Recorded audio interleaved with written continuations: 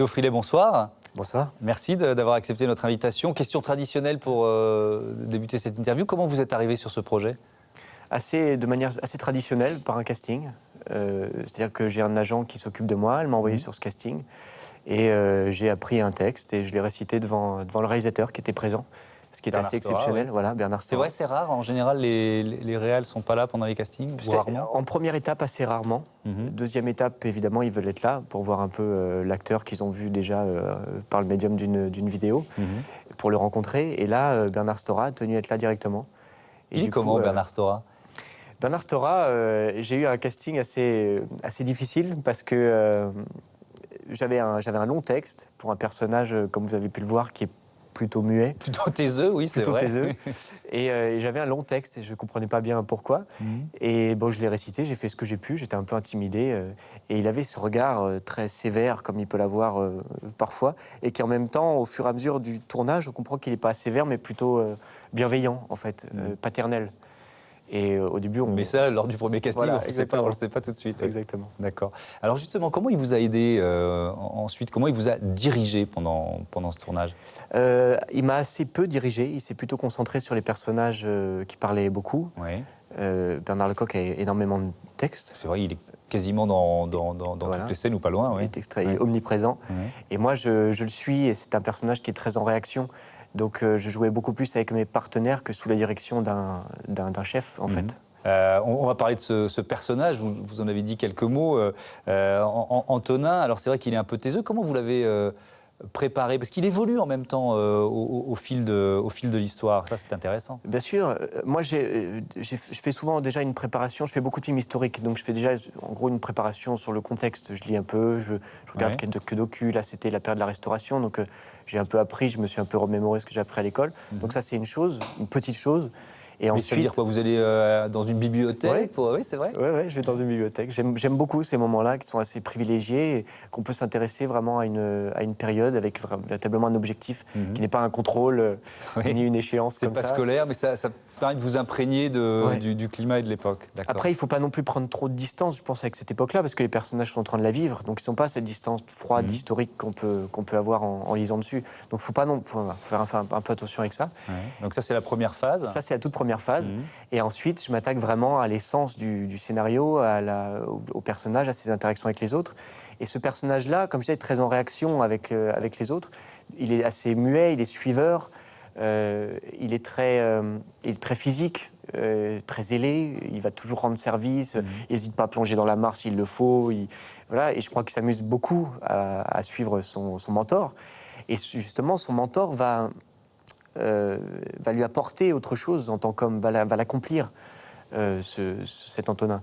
Il va lui enseigner l'éthique de son métier, il va lui apprendre un peu les valeurs, il va le faire grandir, il va lui apprendre à lire, à écrire.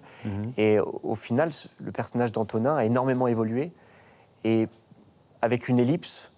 Donc on passe d'un seul coup, il a vieilli et c'est devenu un homme. Exactement. Donc on passe d'un personnage quasiment analphabète et un peu têtu, un peu voilà, et ensuite on arrive à un personnage beaucoup plus fin, qui prend beaucoup de décisions, qui a de l'autorité. Et là j'ai beaucoup plus travaillé dans le corps, j'ai posé la voix, voilà. Est-ce que vous assistiez à toutes les scènes du film ? Parce que, contrairement aux deux acteurs principaux, c'est normal, vous n'êtes pas présent dans toutes les scènes. Est-ce que vous étiez là pendant toute la durée du tournage ? Et qu'est-ce qu'on fait quand on n'est pas à l'antenne, si j'ose dire, pour employer un terme de télévision ? J'étais pas là sur tout le tournage. Moi, j'aime beaucoup être sur les plateaux, même quand je n'ai pas grand-chose à y faire, quoi qu'on s'y ennuie un peu vite, parce que finalement... C'est un métier d'attente, le cinéma. Vraiment un métier d'attente. Là, c'est vrai, c'est tout à fait vrai. On s'ennuie un peu, d'autant que, vu qu'on n'est pas du tout utile, les gens nous passent à côté en nous bousculant. D'un seul coup, on n'est plus important. Et, exactement, on particulier. n'existe plus, on essaye encore un peu d'exister en serrant la main de la star. Et en fait, on n'existe plus, donc c'est un peu frustrant. Donc j'y passais du temps, mais en même temps, bon voilà, c'est en France, donc je rentrais à Paris quand on n'avait pas besoin de moi, plus de 2 jours. Et quand on attend, qu'on est obligé de rester dans la ville dans laquelle on loge à côté, Eh ben, on va au cinéma, s'il y en a un. Ouais. Il n'y en a pas toujours un. Mhm. On va au cinéma, on bouquine, on s'ouvre un peu la tête et puis on travaille sur le scénario aussi. Alors on va revoir ensemble l'une des scènes du film, ça va nous permettre de parler de votre relation avec ces deux monstres sacrés du cinéma qui sont Lynn Renault et Bernard Lecoq. On va revoir l'un de ces face-à-face avec Bernard Lecoq quand le jeune Antonin ose tenir tête à son maître. Regardez. Eh bien, monsieur, je ne fais pas mes compliments. Quoi? Qu'est-ce? Parler ainsi à une jeune fille, a-t-on idée? Prendre un ton doucereux, faire le bonhomme, lui proposer du vin? Ah, mon bon maître, je dis tout net, j'en ai honte pour vous. Comment? Mais de quel droit, Maroufle? Je tente de l'élever au-dessus de sa condition, je prétends l'instruire, je lui fais la grâce de mes conseils, et voilà que ce sot, en 3 lettres, ce bloc de glaise, hein, cette bûche, se permet de juger son maître. Eh bien, puisque c'est ainsi, valet tu étais, valet tu redeviens. Tiens-toi derrière ma chaise, et serre-moi en tout. Et ne parle qu'à la condition expresse que je t'interroge. À boire. Cela me convient à merveille. Qu'est-ce encore que cette impertinence? C'est que du temps que je serai derrière vous, je ne verrai pas votre visage.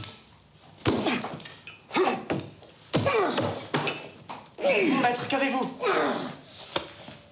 Voilà, et là, on se rend compte qu'il a sans doute été empoisonné par la châtelaine. C'est drôle parce que cette scène, on retrouve l'ambiance du film. Il y a cette légèreté, cet humour qui est présent. Ça vous a plu aussi, ça, dans le scénario, dans le point de départ de l'histoire?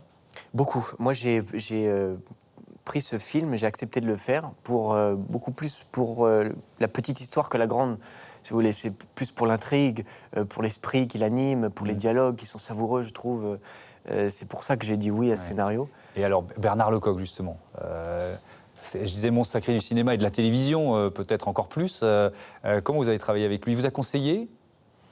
Est-ce qu'il y a ce rapport-là entre acteurs, tiens, d'ailleurs?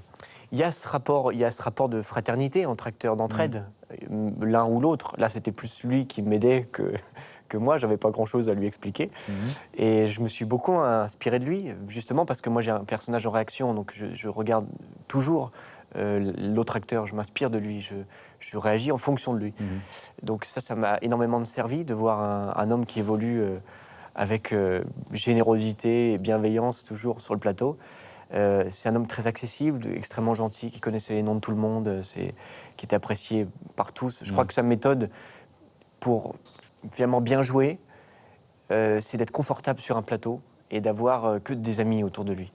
Et c'est une méthode que j'emploie aussi et qui est extrêmement fructueuse, je crois. Et Lynn Renault, est-ce qu'elle est intimidante, Lynn Renault, quand on débarque sur un tournage comme celui-là? Elle est intimidante un petit peu par son statut, par sa position, mais pas la personnalité du tout. Du tout, au contraire, elle est très généreuse, elle n'hésite pas à m'embrasser comme du bon pain. Elle a fait elle a organisé un pot de tournage où elle a servi du champagne à son nom, ce que j'ai trouvé très classe. C'est pas mal. Ah, j'ai trouvé ça très classe. Alors peut-être que ça se fait dans un certain monde, je sais pas, mais en tout cas là, j'étais très, très, très impressionné. Et elle est comme ça, quoi. Elle distribue, elle est... Vous avez eu très jeune des premiers rôles. Notamment à la télévision. On se souvient ici du Guy Moquet qu'on avait diffusé. Est-ce que cette notoriété, cette forme de notoriété soudaine a été compliquée pour vous ou pas? Je crois que la notoriété... je crois que j'ai pas vraiment de notoriété. C'est-à-dire que quand je fais un premier rôle à la télévision, ça m'est arrivé, il y en a même 2 en une semaine, donc j'ai eu une activité assez intense à un moment en télévision. Et les gens ne me reconnaissaient pas pour autant dans la rue, parce que ce sont souvent des films historiques. Oui, donc je suis grimé, j'ai D'accord. des coupes complètement différentes, au bol, comme ça, rasées sur les côtés, avec des trucs chapeaux improbables. totalement improbables. Oui. Et plongé ensuite dans l'univers réel, les gens ne se souviennent pas du tout. D'ailleurs, je me souviens, Guy Moquet venait d'être diffusé, et je me promène dans la rue à la recherche d'une adresse de casting, et je tombe sur une femme à qui je demande mon chemin. Pourtant, c'était dans Paris, je suis un Parisien de naissance, il m'arrive encore de demander mon chemin. Et elle me dit « Ah, mais oui, vous cherchez cette rue, mais vous savez, attention, parce qu'elle est très grande, elle va jusqu'à la rue Guy Moquet. » Je dis « Guy Moquet, ah bon ?» Elle me dit « Bah oui, Guy Moquet. » Je dis « C'est drôle, ça. » Et on commence à faire un petit bout de chemin ensemble. Et je dis « Mais c'est drôle, parce qu'il y a un film qui est passé hier soir sur France Télé, je ne sais pas si vous l'avez vu. »« Ah bah oui, je l'ai vu, il m'a beaucoup plu. » Je dis « Mais Guy Moquet, c'était moi. » Et on s'est regardé pendant 5 minutes et elle ne m'avait pas reconnu. Elle n'avait pas tilté.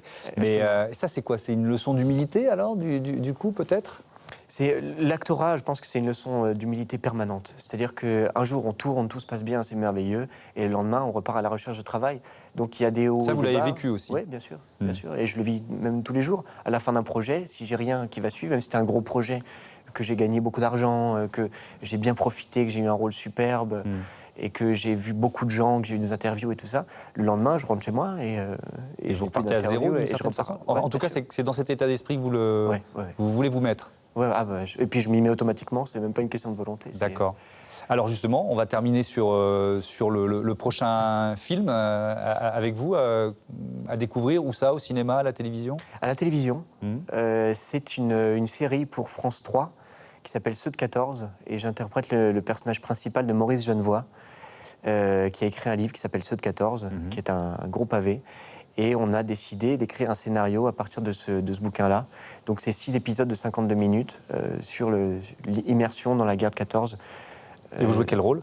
Maurice Genevoix, le narrateur, le personnage principal. Exactement, narrateur et rôle principal. D'accord, très bien. Voilà. Merci beaucoup. Avec plaisir. Théo Frilet, d'être venu sur le plateau de Fiction. Bon vent pour ces projets. Et la semaine prochaine, ce sont les héros du village français. Donc on sera à la guerre suivante, la guerre de 39-45, qui vous donne rendez-vous. Ce sera la première saison de cette saga historique à succès. Tout de suite, l'actualité analysée par les experts de C'est dans l'air. Bonne fin de soirée. Merci encore.